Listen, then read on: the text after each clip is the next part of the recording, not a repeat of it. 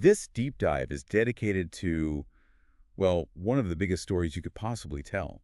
The entire history of life on Earth. It's a huge We're one. talking 4 billion years of, cosmic chance, chemical reactions, huge planetary catastrophes, and just relentless adaptation. And that's the scale we have to think on. When we look at this, we're really focusing on what's called macroevolution, these broad patterns of change that happen above the species level. So not just one species becoming another, but bigger picture stuff. Exactly. We're tracking the really big transformations, the emergence of vertebrates, for instance, or how life first colonized land, or even the massive impact of mass extinctions. And the incredible thing is that this history, it isn't just theory, it's documented. Yeah. Imperfectly, I guess. But it's there in the fossil record and the rocks right under our feet. So our mission today is to try and distill this massive timeline into the 6 core concepts you really need to understand from that very first spark of life to all the complexity we see today. Okay, let's unpack this. Starting right at the very beginning. I mean, the biggest question of all. How did life's simple cellular life even get started from non-living chemicals? Right. Well, scientists hypothesize that this abiotic origin of cells probably required 4 main stages happening in sequence. Oh. First, you needed small organic molecules to be synthesized, things like amino acids, nitrogenous bases, The basic building block. the building blocks. Then, those little molecules had to join up into bigger macromolecules, like proteins and nucleic acids. So the blocks and then the chains made from those blocks. Exactly. Then you needed to package all those molecules into what we call protocells. Protocells. Think of them as distinct membrane-enclosed droplets. They can maintain an internal chemistry that's, different from everything around them. Okay, and the last step. The origin of self-replicating molecules. That's the key to inheritance. So that first stage making, the building blocks from scratch, that's the one we've been able to test most directly, right? I think we all learned about the Operant Haldane idea from the 1920s. The primitive soup, yeah. Uh-huh. The idea was that the early Earth's atmosphere was reducing, and with energy from lightning or volcanoes, you could form organic compounds in the oceans. And that was famously tested in the Miller-Urey experiment in 1953. Right, they simulated those conditions in a flask, and amazingly, they produced amino acids and other organic compounds. But what's fascinating now is that the evidence is shifting. It suggests the early atmosphere might have been more neutral, Oh. mostly nitrogen and carbon dioxide. So that sounds like it would throw a wrench in the whole theory. It does, but here's the amazing part. When modern experiments replicate Miller-Urey with these neutral or volcanic gas mixtures, they still produce organic molecules. Wow. It seems like life, found a way to generate its ingredients no matter what the exact atmospheric recipe was. And if you need an even wilder piece of evidence, just think about meteorites. Oh, absolutely. Scientists have found organic molecules, including over 80 different amino acids and bases like uracil, just embedded in the Murchison meteorite. Which suggests some of these building blocks could have literally been delivered to Earth from space. So we have the raw materials, but moving from a chemical soup to an actual cell, that feels like the biggest leap. It is. For that packaging stage, researchers focus on something called vesicles. They're just simple, fluid-filled sacs with a membrane-like boundary, and they can form spontaneously in water if you have certain lipids around. They just pop into existence. They do. And the process is sped up dramatically by things like montmorillonite clay, which comes from volcanic ash. And these vesicles can grow, they can absorb materials, they can even reproduce by budding off smaller ones. They show these really basic properties of life. Okay, and the inheritance piece, stage 4, that's where the RNA world hypothesis fits in, right? The idea that RNA came before DNA. That's the leading idea. RNA is simpler than DNA, and critically, it can do 2 jobs. It can carry genetic information, and it can also act as an enzyme-like catalyst. We call that a ribozyme. The jack-of-all-trades molecule. Pretty much. So an early protocell could store information and replicate it, which allows natural selection to start at the molecular level. Later on, DNA evolved, it's much more stable, replicates more accurately, and it just took over as the main blueprint. Okay, so that incredible transition from chemistry to a cell, that's the foundation. Now we need the map to track what happened next, and that map is the fossil record. Exactly. The record, which we find mainly in sedimentary rock layers called strata, is essential. but you always have to remember its limitations. It's biased. Biased now. Well, you're far more likely to find a fossil of something that was abundant, existed for millions of years, and had hard parts like a shell or bones. Right, compared to some rare, squishy organism that lived for a short time. They're almost certainly gone without a trace. So if we do find a fossil, how do we give it a specific date? Not just, it's in a lower layer, so it's older. For that, we rely on radiometric dating. It uses the fixed, predictable rate of decay of radioactive isotopes. We measure that decay in what's called a half-life. Like carbon-14? Carbon-14 is a great example for relatively recent fossils. It's useful up to about 75,000 years ago. But for something really ancient, say from 500 million years ago, all the carbon-14 would be long gone. How do you date that? You date its context. Since organisms don't really accumulate isotopes with very long half-lives, like uranium-238, we date the volcanic rock layers around the fossil. Ah, okay. So if a layer of lava above the fossil dates to 500 million years, and one below it dates to 510 million years, you can bracket the fossil's age with incredible precision. This is where it gets really interesting because the fossil record doesn't just give us dates. It shows us these incredible evolutionary paths, often repurposing old parts for new jobs. Let's talk about the origin of mammals. It's a fantastic case study. Mammals are tetrapods, of course, but we have very distinct features, especially in the head. A single jawbone, the dentary, that hinges with the skull, and those three tiny specialized middle ear bones. The hammer, anvil, and stirrup. The very ones. And the fossil record actually shows how that happened. It's beautiful. If you trace our ancestors back, starting with early reptile-like creatures called synapsids, they had multiple bones in their lower jaw. And their jaw hinged at two of those bones, the articular and the quadrate. Okay. But over time, in groups like the cynodonts, the dentary bone got bigger and bigger, and their teeth got more specialized. So they were developing a stronger, more complex bite. Exactly. And as the dentary grew, a new jaw hinge formed between the dentary and the squamosal bone of the skull. The old articular quadrate hinge became redundant. So what happened to those two little extra bones? They didn't just disappear. They were gradually modified, they migrated into the ear cavity, and they evolved into the hammer and anvil, perfectly suited for amplifying sound. That is the perfect example of evolutionary tinkering. A structure for chewing gets repurposed for hearing. Incredible. Now, if we zoom out from that microhistory to the macrochronology, for the first 1.5 billion years of life, the planet was entirely prokaryotic, just single-celled life, starting about 3.5 billion years ago. And we know this from stromatolites, those layered rock things. Layered rock structures formed by microbial mats. For a vast stretch of time, they were the only game in town. And then came the first great planetary disaster around 2.7 billion years ago. The oxygen revolution. That's when photosynthetic prokaryotes, the cyanobacteria, became really abundant, and their waste product was oxygen. Right. At first, all that O2 was just absorbed by iron dissolved in the ocean, which created these spectacular banded iron formations you can still see today. But eventually, the oceans got saturated. And the oxygen spilled out. It gassed out into the atmosphere, causing oxygen levels to shoot up. For the vast majority of anaerobic life back then, oxygen was a deadly poison. It caused mass extinctions. But for the survivors? For the survivors, it opened the door to cellular respiration, which is a much, much more efficient way to get energy from food. And that energy boost laid the groundwork for the next monumental step, the origin of eukaryotes, around 1.8 billion years ago.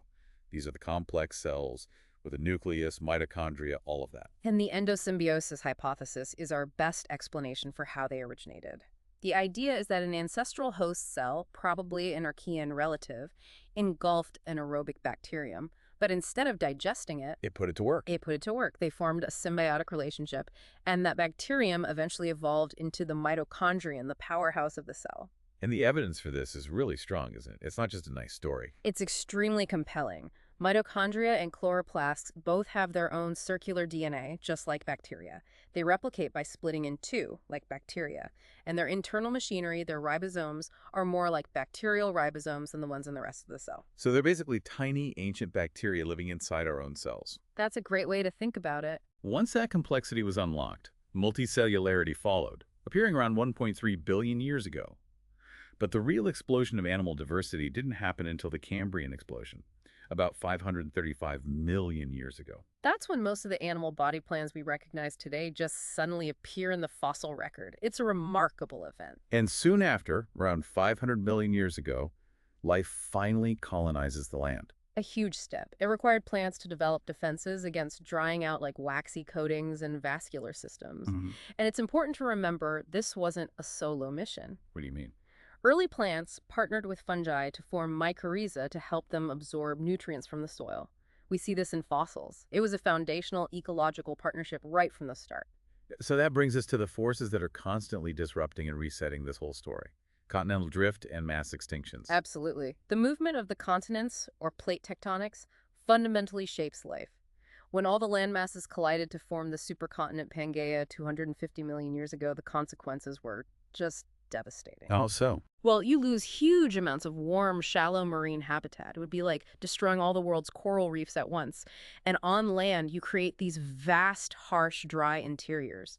That geography was a major contributor to the biggest mass extinction we know of. The Permian extinction. The Great Dying, 252 million years ago, something like 96% of all marine life was wiped out. It was brutal. And you can contrast that with the Cretaceous extinction 66 million years ago. That's the one everyone knows, the one that got the non-avian dinosaurs. Two very different events. The Permian was linked to massive long-term volcanism in Siberia. It pumped greenhouse gases into the air, which led to global warming, ocean acidification, and widespread anoxia. Basically, the oceans ran out of oxygen. And the Cretaceous. That was sudden. An asteroid impact. We see the evidence in a thin global layer of iridium-rich clay, and of course, the Chicxulub crater. The debris cloud from that impact would have plunged the planet into a sudden, deep impact winter. These events are horrific, but they also clear the slate, which can lead to adaptive radiations. Precisely. Adaptive radiations are periods where surviving groups diversify rapidly to fill all these newly vacant ecological niches. Like the mammals. The perfect example. Mammals have been around for 120 million years, but they were mostly small, living in the shadow of the dinosaurs. After the Cretaceous extinction wiped the dinosaurs out, mammals just exploded in size and diversity, occupying all those empty roles. And you don't even need a global catastrophe to see this. You just need an empty stage. Look at the Hawaiian Islands. An isolated environment? Yeah, an ancestral tarweed plant arrived there and just radiated into this whole silver sword alliance of hundreds of species, filling every niche from desert scrub to alpine forest, just because there was no competition. The key takeaway is just that. The rise and fall of entire groups is contingent on these differential rates of speciation versus extinction, and it's all driven by these massive, often catastrophic, planetary shifts. Okay, now let's zoom back inside the organism to the genetic engine that drives all these big structural changes. This is the field of evo-devo. Evolutionary developmental biology. It's fascinating. The idea is that small changes in the genes that control development, like the timing or the location of growth, can cause huge morphological differences in the final adult. So an example of a timing change would be heterochrony. Right, an evolutionary shift in the rate or timing of development. If you just compare the growth rates of different facial bones in a chimp versus a human skull, you can see how very subtle timing changes produce dramatically different adult forms. Or what about pedomorphosis? That's where reproductive development speeds up while the rest of the body's development slows down. You end up with a sexually mature adult that still has juvenile features. The axolotl salamander is a classic case. It keeps its gills and lives its whole adult life in the water. And changes in the spatial organization are often down to the Hox genes, the master regulators. The ones that tell the body where to put things, yeah. So here's the key question. If evolution needs to make a big structural change, is it more common to change the actual code of a gene or to change when and where that gene gets turned on? And this is where the newest research gives us the biggest insight. Changing the actual sequence of a protein coding gene can be, well, disastrous. It can affect its function everywhere in the body. Fine. But changing the regulation, it's like having a dimmer switch, allows evolution to be incredibly precise. You can turn the gene off in one place, but leave it on everywhere else. Which brings us to that really elegant stickleback fish experiment. Marine sticklebacks have these big ventral spines for defense. Right, but some lake populations have lost them because in lakes, those spines just give dragonfly larvae something to grab onto. So researchers compared the developmental gene that controls spine growth, the PITS1 gene. And they found something amazing. The actual protein sequence of the gene was identical in both the spiny marine fish and the spineless lake fish. Wait, the gene is the same, but the result is completely different. Exactly. The difference wasn't in the gene, it was in a non-coding regulatory switch, the PEL enhancer located far away from the gene itself. A switch. A switch. In the lake fish, that switch was effectively broken, but only in the cells that would form the ventral spine. Expression in the mouth, where the gene is also needed, was totally untouched. That is definitive proof. Changes in regulation, not the code, can be a major driver of evolution. It's the ultimate tinkering analogy, isn't it? It really is. You don't rewrite the whole operating manual. You just tweak the startup script in one specific folder. And that leads to our final and maybe most crucial concept. Evolution is not goal-oriented. It's a tinkerer modifying what's already there. Structures don't appear fully formed. The complex vertebrate eye evolved step by step from simpler light-detecting patches, with each small step providing some immediate advantage. And we saw that tinkering earlier with the jaw bones becoming ear bones, a perfect example of exaptation. A structure that evolves for one function but then gets co-opted for a totally new one. Right. So when we see those classic charts of horse evolution, the straight line from the small creature to the modern horse, it's misleading. A full fossil record shows that horse evolution was a complex branching bush. The line leading to modern horses is just the one single twig that happened to survive. so there was no internal drive toward becoming a big single-toed grazer. None at all. Any trend we see is just the result of species selection. Which branches of that evolutionary bush survive the longest and produce the most new species? So we've really covered the whole scope, from the spontaneous formation of molecules in protocells to the slow accumulation of evidence in rock strata, the huge planetary shifts, and then finally down to the subtle but profound mechanisms of developmental gene regulation. It's this immense history of life, a story constantly being shaped by planetary forces and pure chance.